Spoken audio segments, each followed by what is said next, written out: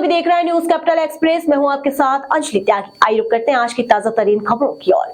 देश की आजादी और बंटवारे के जमाने 1947 में भारत के हिस्से एक बड़ा मजहबी आयोजन आया।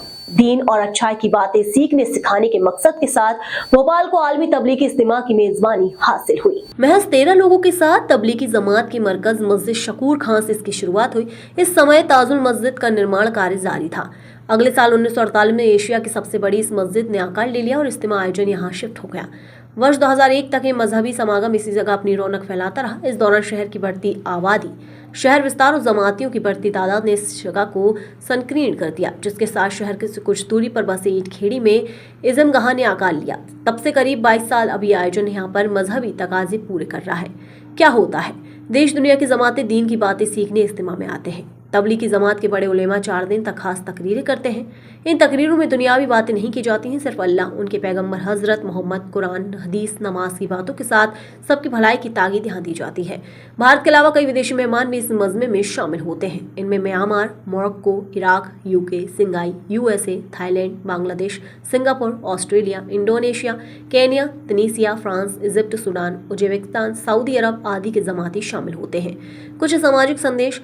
महंगी शादी से बचने की ताकीद के साथ सामूहिक निकाह का आयोजन किया जाता है, जिसमें अब तक 10,000 से ज्यादा निकाह कराए जा चुके हैं।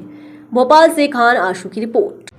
सर, आज निकाह हुए, लगभग कितने निकाह हुए, किन किन जिलों से लोग आए?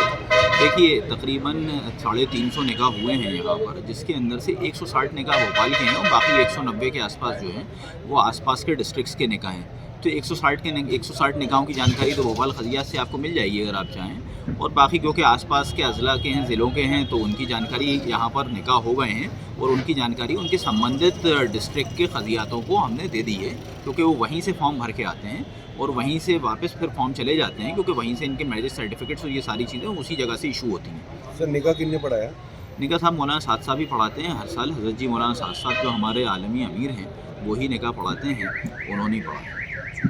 आई गई है और इसको कितने वॉलंटियर्स अंजाम दे रहे हैं? देखिए, पार्किंग का एरिया ही बढ़ाया गया है। 250 एकड़ में पार्किंग थी पिछले साल, इस बार पार्किंग जो है 300 एकड़ में है। तकरीबन 70 के आसपास पार्किंगें हैं और कुछ रिजर्व पार्किंग्स भी हैं।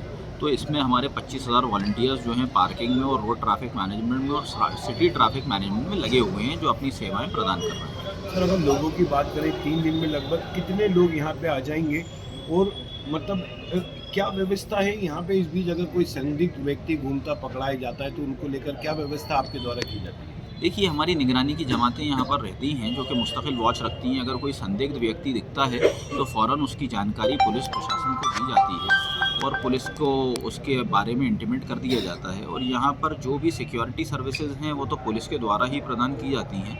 तो पुलिस की पार्टीज़ अंदर भी हैं, बाहर भी हैं, पूरे इज्तिमा की पेरीफेरी में भी हैं, हर पार्किंग के अंदर हैं, पंडाल के अंदर भी पुलिस की सिक्योरिटी एजेंसीज़ हैं जो कि अंदर भी काम कर रही हैं। इंटेलिजेंस भी है यहाँ पर।